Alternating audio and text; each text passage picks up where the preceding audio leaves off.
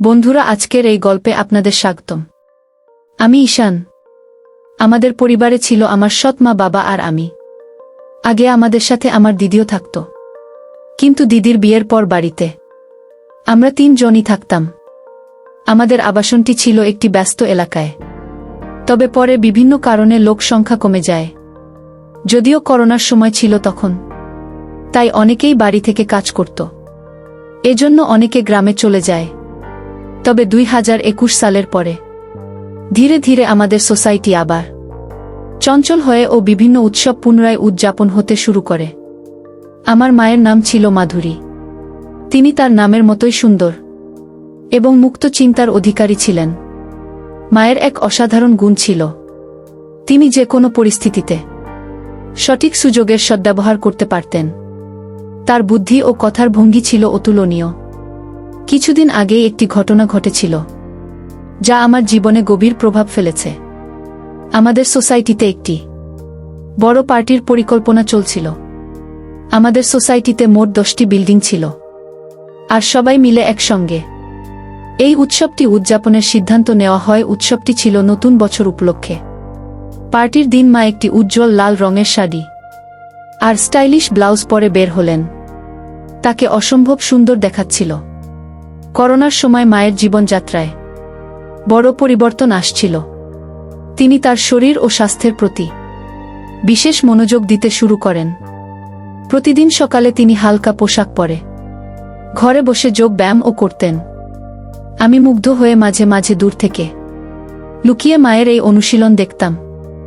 অনুশীলনের সময় মাকে অনেক সুন্দর আর আকর্ষণীয় লাগত, যা আমার মনকে অনেক প্রভাবিত করত। পার্টির দিন মা ও আমি একসঙ্গে অনুষ্ঠান মূলে পৌঁছাই। আমাদের সোসাইটির সবাই সেখানে আনন্দে মেতে উঠে হিল। মা ছিলেন খুবই প্রাণবন্ত ও হাসি খুশি। তিনি এই উৎসবের মূল আকর্ষণ হয়ে ওঠেন, কারণ মা সবার থেকে অনেক সুন্দর আর আকর্ষণীয় ছিল। সেখানে আরও সাজগোজ করায় তাকে আরও সুন্দর লাগছিল। যতক্ষণ না লোকজন আসতে শুরু করল, পার্টির পরিবেশ ধীরে ধীরে আরও আকর্ষণীয় হয়ে উঠছিল। অন্য মহিলারা ও দারুণভাবে সেজে গুজে এসেছিলেন। পুরো জায়গাটা আলো আর আনন্দে ভরে উঠেছিল। কিছুক্ষণ পর ভালো প্রোগ্রাম শুরু হয়। সবাই একের পর এক মঞ্চে উঠে নাচতে শুরু করল। আমিও নিজের মতো করে পার্টির মাঝে ঢুকে পড়লাম। পার্টির এক কোণে গিয়ে আমি এক বোতল পানীয় তুলে নিই। লুকিয়ে লুকিয়ে পানীয় পান করতে থাকি। এদিকে নাচের মধ্যেই একটা মেয়ের সঙ্গে আমার আলাপ হয়। তার নাম ছিল নেহা। তার হাসি আর কণ্ঠে যেন কিছু আলাদা আকর্ষণ ছিল। সে আমার কাছে এসে কথা বলল এবং এক পর্যায়ে আমাকে প্রস্তাব দেয়। নিহা আমাকে বলল, চলো আমার বাড়িতে যাই, আমি তোমার পাশে কিছু সময় থাকতে চাই। আমি তখন এমন অবস্থায় ছিলাম যেখানে আমার নিজের উপর নিয়ন্ত্রণ ছিল না। মন চাইছিল কোনো কিছু নতুন করার। আমরা ঠিক পার্টি ছেড়ে বেরিয়ে যাব, এমন সময় আমার মা সেখানে এসে পৌঁছালেন। মা বুঝতে পেরেছিলেন যে আমি কোথাও লুকিয়ে আছি, আর তিনি আমাকে খুঁজতে খুঁজতে ঠিক সেখানে চলে এলেন। মা আমাকে দেখতে পেয়ে থমকে গেলেন। তার চোখে উদ্বেগ আর কষ্টের ছাপ ছিল। তিনি আমার হাত ধরে বললেন, তুমি কি জানো তুমি কি করতে যাচ্ছ? এই পথে হেঁটো না, জীবনকে নিজের নিয়ন্ত্রণে রাখো। মায়ের কথাগুলো যেন আমার ভিতর ছাপ ফেলল। মা আমাকে পেয়ে ডাক দিলেন। আমি হতবাক হয়ে গেলাম, আর নিহা ভয় পেয়ে চুপচাপ সেখান থেকে চলে গেল। আমি মায়ের দিকে এগিয়ে গেলাম। মা আমাকে দেখে বললেন, এটা কি তোমার পার্টি করার স্টাইল? আমি কিছু বলার আগে মা আমার মুখের দিকে তাকিয়ে বললেন, তুমি কি পান করেছ? তোমার মুখ থেকে তো পানীয়ের গন্ধ আসছে, লজ্জা করে না তোমার? আমি মাকে বোঝানোর চেষ্টা করলাম। বললাম, মা, এটাই আমার প্রথমবার বছরের এই দিনটা একটু আনন্দ করতে চেয়েছিলাম। মা আমার কথা শুন শান্ত হয়ে বললেন, আনন্দ করো, কিন্তু এমন গোপনে নয়। যদি কেউ দেখে ফেলে বা জানতে পারে, তবে তোমার বাবার মানসম্মান কি হবে? নিজের কাজের জন্য পরিবারের মানমর্যাদা নষ্ট করো না। আমি প্রতিশ্রুতি দিলাম, মা, আমি আর কখনো এমন করব না। সবকিছু তোমাকে জানিয়ে করব। মা আমার দিকে তাকিয়ে বললেন, সত্যি বলতে সমস্যা আনন্দে নয়, সমস্যা তখন হয় যখন তুমি লুকিয়ে কিছু করো, যা করছো তা সঠিক পথে করো, আর বাইরের কারো কাছে এমন কিছু করো না যাতে তারা তোমার বা আমাদের সম্মান নিয়ে কথা বলতে পারে। এরপর আমি মায়ের হাত ধরে বললাম, মা, আজকের দিনটা নষ্ট করো না, তুমি এসো আমাদের সাথে ড্রিঙ্ক করো। তখন মা শুধু আমার সাথে কথা বলতে শুরু করলেন। কিছুক্ষণ পরে লোকজন পার্টি ছেড়ে বেরিয়ে যেতে শুরু করল, কারণ ড্রিঙ্কস শেষ হয়ে গিয়েছিল। তখন মা আমাকে একটি টেবিলের কাছে নিয়ে গিয়ে বসলেন। হঠাৎ মা বললেন, আমিও একটা পানীয় চেখে দেখতে চাই। যাও সেই কোণ থেকে একটি বোতল নিয়ে এসো, যেখানে তুমি আগে ছিলে। আমি মায়ের কথা শুনে অবাক হলাম। আমি বিস্মিত হলেও বোতল নিয়ে এলাম। মা নিজেই 2টি গ্লাস পানীয় ঢাললেন এবং বললেন, এই সময় আনন্দের মাঝেও দায়িত্বশীল হয়ে খাওয়া উচিত। আনন্দ করো, তবে কখনো এমন কিছু করো না যাতে নিজের কিংবা পরিবারের সম্মান প্রশ্নবিদ্ধ হয়। মায়ের কথাগুলো আমার মনে গভীর দাগ কাটল। সেই দিনটি শুধু একটা পার্টি ছিল না, বরং জীবনের একটা গুরুত্বপূর্ণ শিক্ষা পেলাম। সেই রাতে মায়ের অনুরোধে আমি পানীয়ের 2টি গ্লাস তৈরি করলাম। মা জানতে চাইলেন 2টি কেন। আমি মৃদু হেসে বললাম, একটি তোমার জন্য এবং একটি আমার জন্য। মা প্রথমে রাগ করে আমার দিকে তাকালেন, তবে আমার হাসি দেখে শান্ত হলেন। আমরা চিয়ার্স করলাম, আর মা দ্রুত নিজের গ্লাস শেষ করলেন। এরপর তিনি আমার গ্লাসটি নিয়ে সেটিও পান করতে শুরু করলেন। আমি অবাক হয়ে তাকিয়ে রইলাম। 2টি চুমুর পর আমি মায়ের হাত থেকে গ্লাসটি নিলাম এবং বললাম, আমি আরেকটি নিয়ে আসি। মা বললেন, তাহলে তাড়াতাড়ি যাও। আমি আরেকটি ছোট বোতল নিয়ে এলাম। এবারও 2টি গ্লাস তৈরি করলাম, একটি মায়ের জন্য এবং একটি আমার জন্য।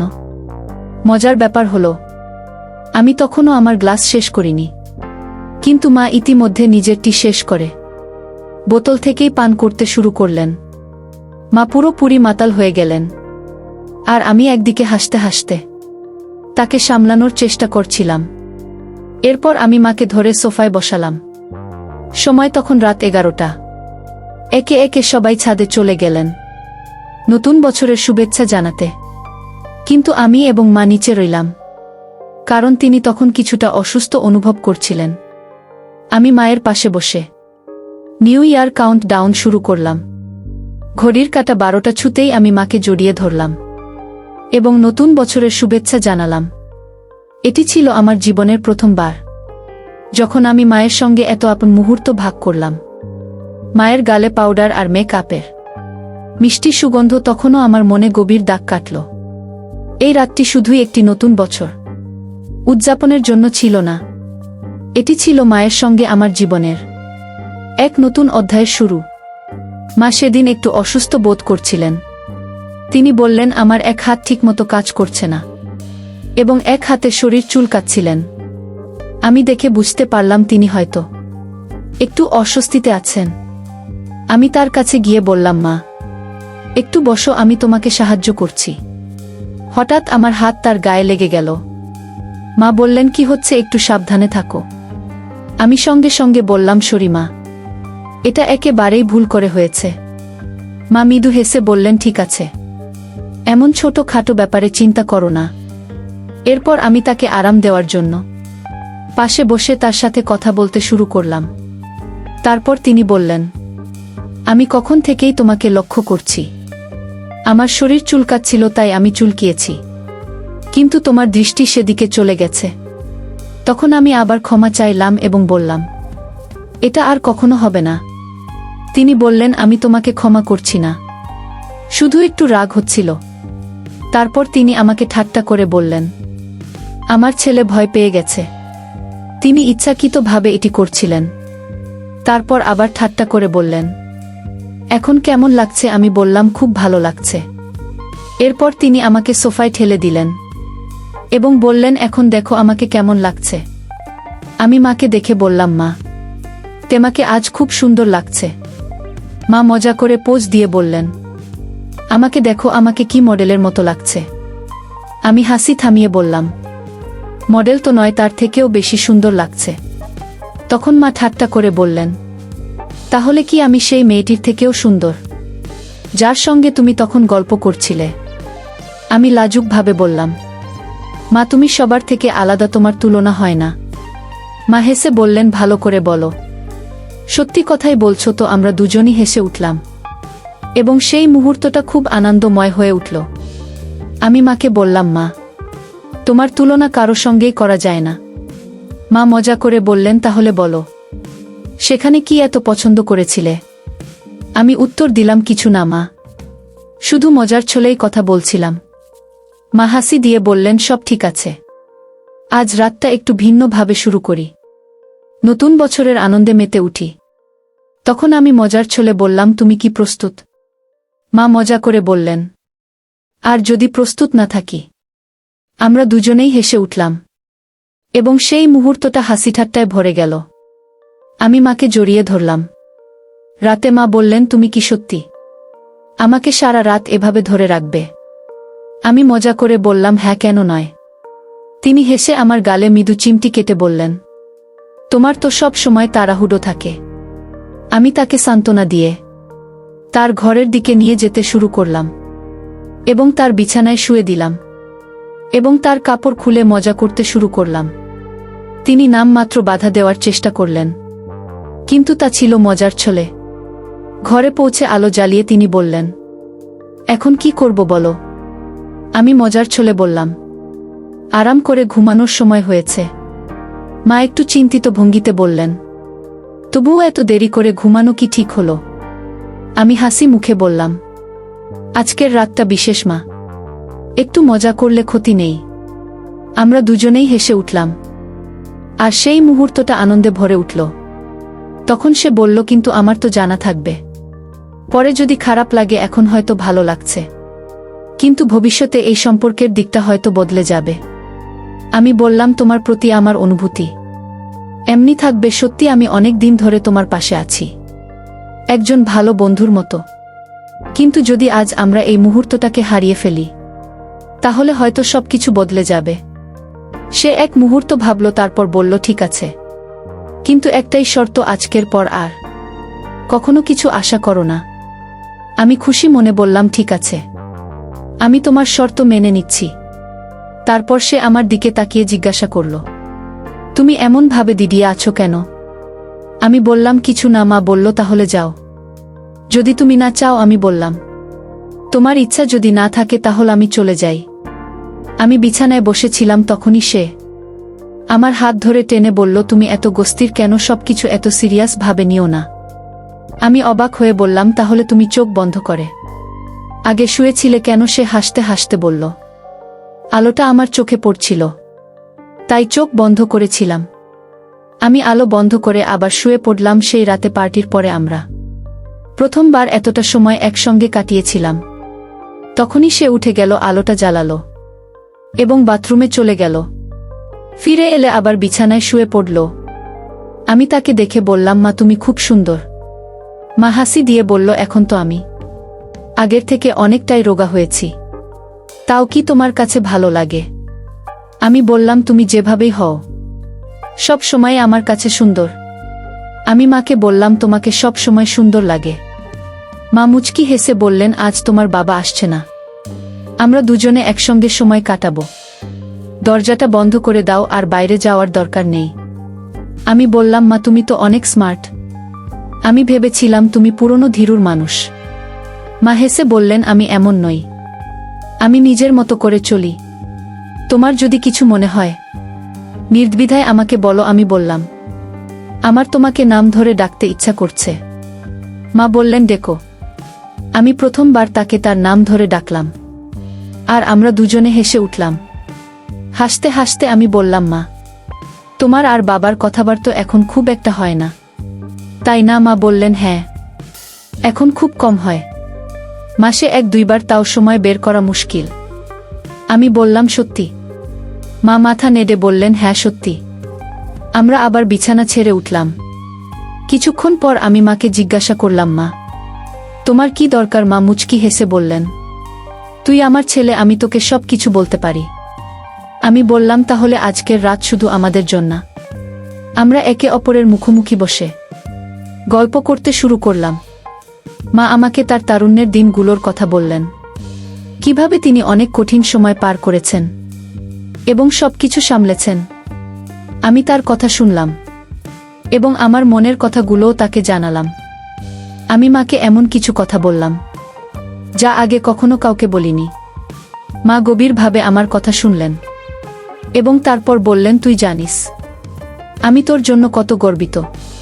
তুই সব সময় আমার পাশে থেকেছিস। আজ আমরা শুধু একে অপরের সাথে সময় কাটাবো। আমি মাকে জড়িয়ে ধরে বললাম, মা তুমি পৃথিবীর সেরা।